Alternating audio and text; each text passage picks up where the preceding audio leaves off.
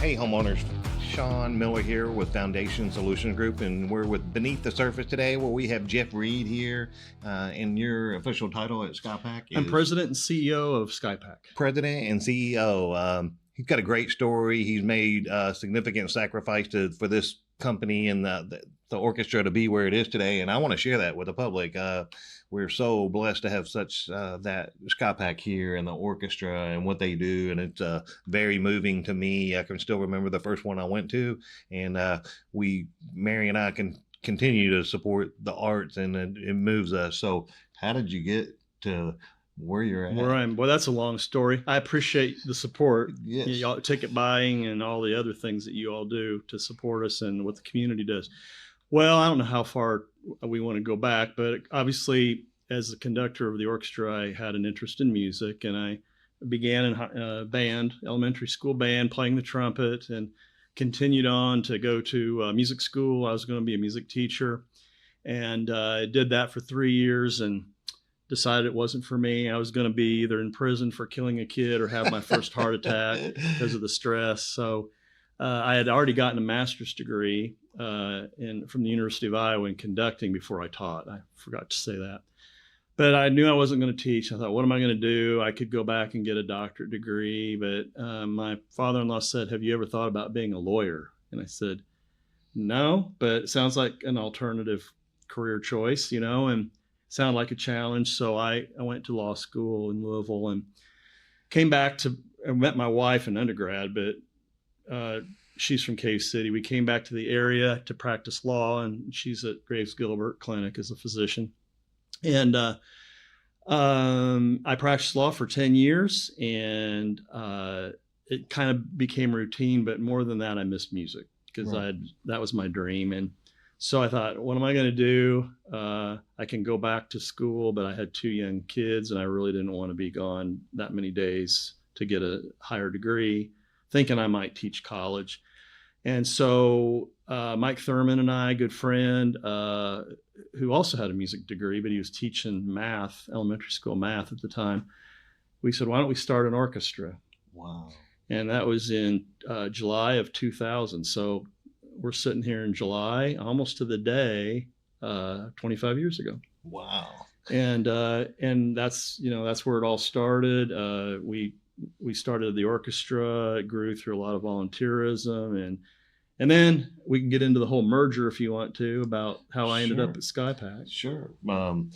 Had a lot of dedicated members. It's not like a lot of changeovers. It seems like you guys have had some really long journeys with a lot of dedicated people. So Mike and his wife Pam just retired from the orchestra a couple months ago. Right. So they were there for 23 years. So merger. And we're talking about SkyPAC and the Orchestra of Kentucky. Right. And they came together. So SkyPAC was built, I guess this is our 14th season now. Great asset to the community. I mean, the orchestra is giving concerts at the Capitol and churches and at Van Meter. We just never really had a home that fit all of our needs. So when the building SkyPAC came along, it was a godsend for us. SkyPAC had some ups and downs, through its history, and they knew they needed to make a change. And Mike Buchanan approached us about the orchestra taking it over. We had run pretty fiscally responsibly, for 20 years. Right. And they thought we could run a performing arts center. Never done that before. So we took over, we merged the two into what was Arts of Southern Kentucky, which is our corporate name. We're going by SkyPAC as far as the public's concerned. But it was taking those two organizations, merging them under one. Had a lot of great advice. Steve Wheeler's a very intelligent investment planner, CPA, who kind of helped structure the merger so that I was a little worried about taking the orchestra and jeopardizing what we had done with an organization that was struggling at the time. But since then, we're approaching 5 years. Hard to believe. I'm the longest serving CEO now at SkyPAC. So. And it's part of the success formula there. So you sacrificed. I love it. I love the community. I have a great team of people. A lot of them go back to the orchestra days.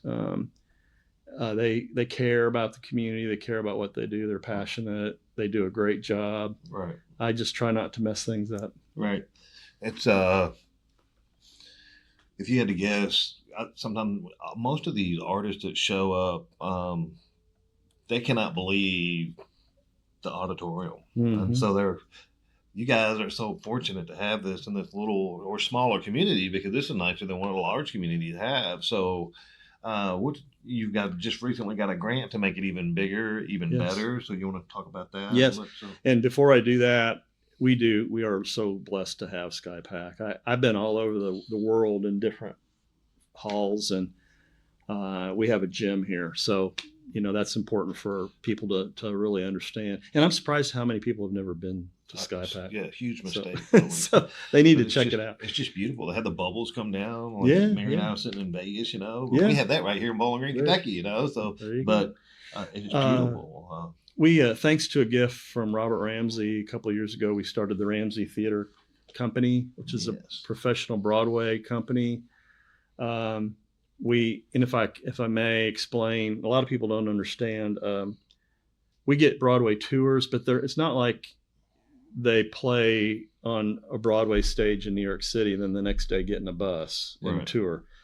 Tours are made up of actors. There are equity tours, which are union actors, and there are non-equity, which are non-union. And they just send out a call. We're going to do Grease, which we just did in the fall.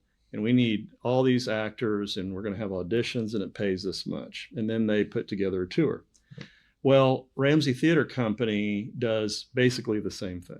So we're not out on a tour, but we're drawing from the same actors from the same pool. Right. So a lot of people think it's community theater. Community theater is great. We have some great community theaters. We weren't setting out to recreate some or do another community theater. Right. The idea was that we would offer a professional company, because there's one in Lexington, Kentucky. There aren't any in the state of Kentucky. And so anyway, through that, we had a need for more space, because SkyPAC was built as what we call a roadhouse, just a place where tours or actors would come through, not actors, other acts would come through to perform, not built to have a resident orchestra, resident Broadway theater company, and we also have our youth theater, BG on Stage. Right. So because of that, we didn't have enough room. So we went to Mike Wilson, who's the senator, majority whip in the Kentucky Senate, and said, we need space. Got Jody Richards involved. He's on our board, former Speaker of the House, and Gary Ransdale, who's built a lot of buildings on campus, and asked for $8.5 million. We got some estimates, and we thought we would get part of it. What if we get $1 million? What are we going to do? Or, even half. We didn't. Right. And they gave us the whole amount. Dream team. Which was amazing. And so we're building this annex to house the Ramsey Theatre Company and other staff members. But 4 floors, steel building. Bottom floor will be scene shop, scene storage, offices. Second floor, 2 rehearsal spaces and break room, etc. Third floor, more office space and some artist accommodations, 10 rooms for artists, actors to stay in. And then the 4th floor storage. So we've expanded our square footage big time. Which may help us bring other productions in, like Ramsey Theater, for example, because then we're not faced with fun and lodging for some of these people that are involved with the production. Number one biggest expense is lodging. Mm-hmm. So thank goodness that happened.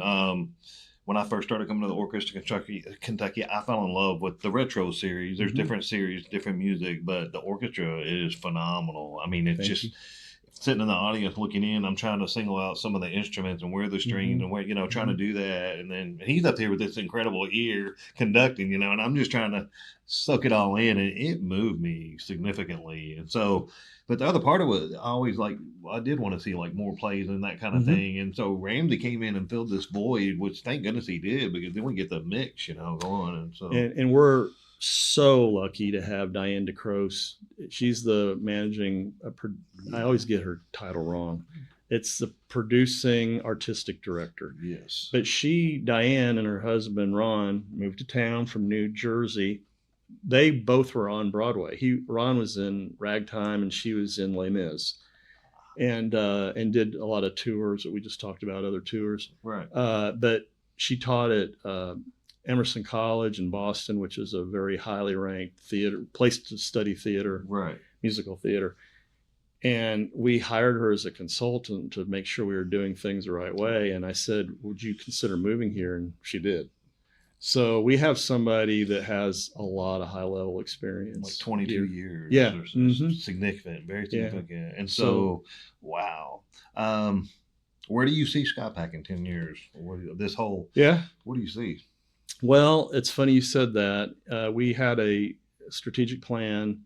We were going to be by 2030, we're going to be a $10 million budget. When we did that, we were a $6 million budget. We're already an $8 million budget, and we've got 5 years to go.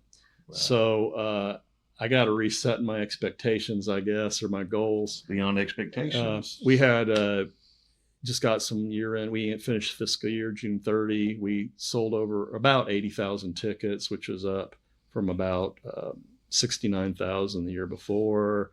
Revenue was up, I think 17%. I mean, the growth is just phenomenal. It's like we're averaging about 20% growth every year. So what I see, to answer your question, is my goal is to have the theater booked on every day except holidays. And we ran 104 events last year. Right. So we're a long way. We're probably, 300 200 or yeah. And I don't know. The market's going to dictate what's possible, because even though Bowling Green's exploding in population, right, there's only so many shows we can probably do and have them make money, which we have to do.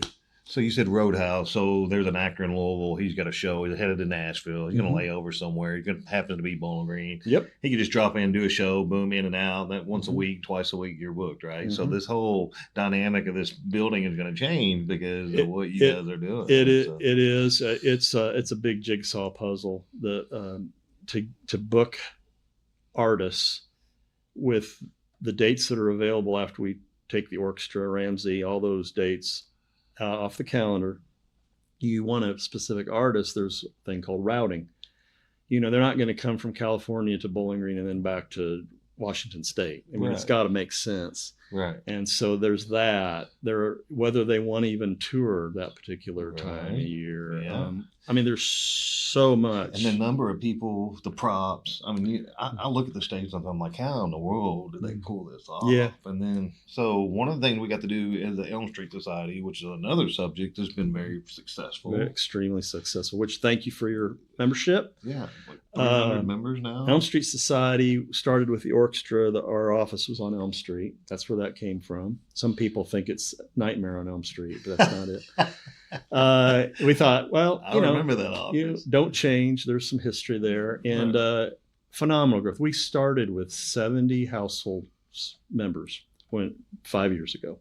We're at 404 as of today. 404. So Rob Hankins is in charge of that, and Rita Scott, board member, chairs it.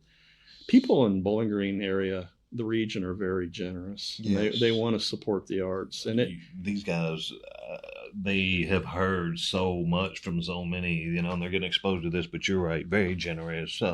Elm Street Society is a membership where you get maybe some. They're very active. First of all, they do a lot of like quarterly events or so. You get a little bit preferential parking, preferential ticket purchases, and I think it's very realistic for the membership fee. What you pay and what you get, it's right up our alley. It's a 5-year commitment, a minimum of $1,000, so $5,000 over 5 years or more. We have some that give more, and they're the core. They're the backbone of because a nonprofit relies on its nonprofit, right? So relies on ticket sales, concessions, but donations, which sponsorships, which you've done, and individual donations, and that fills the void. So it's very expensive when we do the Dave Ramsey productions in particular, because there's so many people involved. So, and that translates to larger budgets and higher sponsorships and those sort of things. So, yes. that you have to have the sponsorships, and you need multiple sponsors for each show. We do. In addition to the Ramsey and you won't believe we just did Wizard of Oz, complete with flying witches and tornado on stage, and the witch melted through a trap door. I mean, we pulled out all the stops. It was a $200,000 production. Wow. And most people have no idea. And they had to do it 3 times. And we did it 3 times, and we made money, but right. we didn't get rich, but we made money. But right. these things are very expensive. Right. And and some of the acts that come through are extremely expensive. Yes. Avett Brothers, $150,000, right. things like that. So we take a few pictures, not a lot, and these things, most of the time, videography and camera's not allowed. But I'm sitting here thinking, I'm always going to remember that production. Never, always long. Unless I saw it 5 more times, I might not remember that one, but I'm going to remember that. So it's a huge thing, especially if you're impressionable and maybe you're younger than I am, and you might want to be an actor and have a change of course, maybe like what you thought you were going to do for a living. That it definitely shined the light on it. You never know what kid is sitting in the audience. That's right. I mean, it could be a future Beethoven, or a, I don't know, Vince Gill or whatever. They have to start somewhere, and it's being exposed to maybe music the arts, and maybe he said trumpet. He played the trumpet. I was thinking he's a saxophone kind of guy. But, so Kenny G, right? What kind of hearing? I have terrible hearing. He must have genius hearing. Because how did you learn how to do it? It's just like any skill. You have skills that I don't have, right. and no, I'm not a genius. And there are people a lot more talented than I am. He does play chess. That's my new passion is chess. Yeah. Chess. Yeah, but I think what I have that maybe some people don't is I am willing to stick my neck out, right. and I have a drive. I've started or helped start 3 organizations in my life: the Orchestra, Ramsey Theatre Company, and the new SkyPAC. Right. And I just maybe I'm stupid, or I just have the guts to do it. Just naive enough to think you can do it. Yeah. No, I'm the same way. I feel like nobody's going to. You're an entrepreneur in today's marketplace. You're either crazy or just naive enough to think you can do it. The 2 words that popped in my, delayed gratification. That's what I hear. Mm-hmm. Yeah. We don't have to have instant results. We have the perseverance enough to put up with the ups and downs and push forward. It's going to be a rocky road, but as I said earlier, South Central Kentucky is unusually supportive of things. It's a special place. That's good. Great. And I I want my legacy to be, he left it better than he found it in some way. Oh, it will be.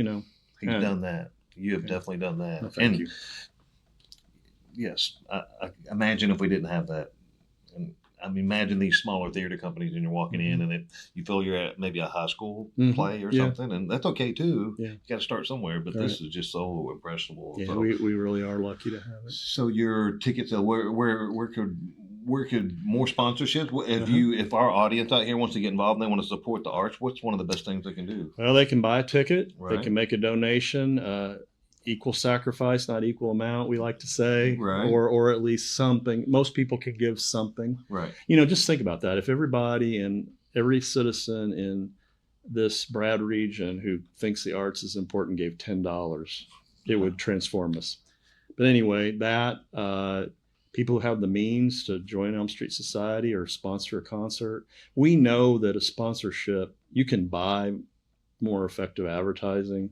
It's not about that. It's about being a community partner and investing in the community by, if you don't support us, support something else. So he's right. From a marketing perspective, it's hard to see where the dollars go, and you don't exactly know. But the thing is, there's a prestige among the people that continually support the arts. And these guys, like he told me, thank you earlier, because we have 2 plaques out here that we supported. So, and that's why we did it. We didn't do it for the recognition. We didn't do it for the extra phone calls. If that comes along with it, that's fine. But we support the arts and we stand behind it. And that's the evidence, I guess, so to speak. But wow. It's a hard sell, in a time when we used to say puppies and children. We're competing against puppies and children. Yeah. And I'm making fun in a way, but, everybody loves animals, and Animal Society is great. Humane Society is a great organization. And, of course, children, you want to help children who need the help.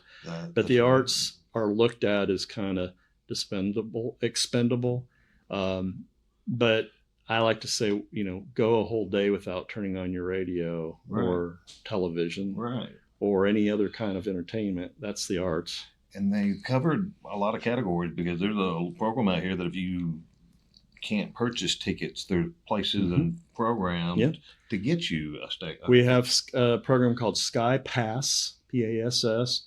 It's for people who are on some kind of assistance. It can be the SNAP program or Medicare, Medicaid, whatever. If you are not able financially to buy a ticket, there are tickets that are sponsored for people to take advantage of. And we don't screen. You just say, hey, I'm receiving this kind of aid. You get a number, you get a membership card. You call in and say, some concerts aren't available, aren't part of that, because it might be somebody renting our place, or it might be an artist that doesn't want any tickets like that given away for whatever reason. But most of our events have tickets for that. Some of the artists have specifications, speculation, that sort of thing. Can use my name, can't. Anyway, it's not so simple. It's a little complicated. But that reminded me of like Eisenhower, that if you don't have the expandable income, disposable income, that you should not be neglected from being exposed to this. So that's what this SkyPAC program is. So excellent program. So thank you. Thank you for being a conductor. And I've never worked a day in my life since I stopped being an attorney. So I love what I do. When I heard that story, I'm like, so this guy stopped being an attorney to be a conductor. Okay, is he insane, or what's the story there? I think anybody who would be able to not have that same feeling about their job. That's a real blessing to be. When Jeff comes out on stage, everybody loves his jokes. Sometimes they're good. Sometimes they're really bad. Sometimes they're just calm, But we always clap harder because that we know. I'm trying. All of us know what you've done. So I appreciate that. Thank you. And we hope that you continue to get the recognition that you deserve. Not that you did it for that reason, but we don't want you to be a statue out in front of SkyPAC one day. You'd be like, oh, hey, Jeff, what's up, Jeff? Well, I do feel appreciated, and I've had a great life. So I would hate to see where this organization is. It's like Jeff Reed and SkyPAC. They're just synonymous. So it's going to have to be somebody else one day. I know. That's life. It's a legacy, and it'll be a hard legacy to be. But thank you for what you've done, and we're glad to have you here today. Thank you. Honored, and appreciate the opportunity. Support you more in the future, and there's still certain rooms for sponsorship that are available at SkyPAC. If you want to leave a lasting legacy, you can get involved in several different situations.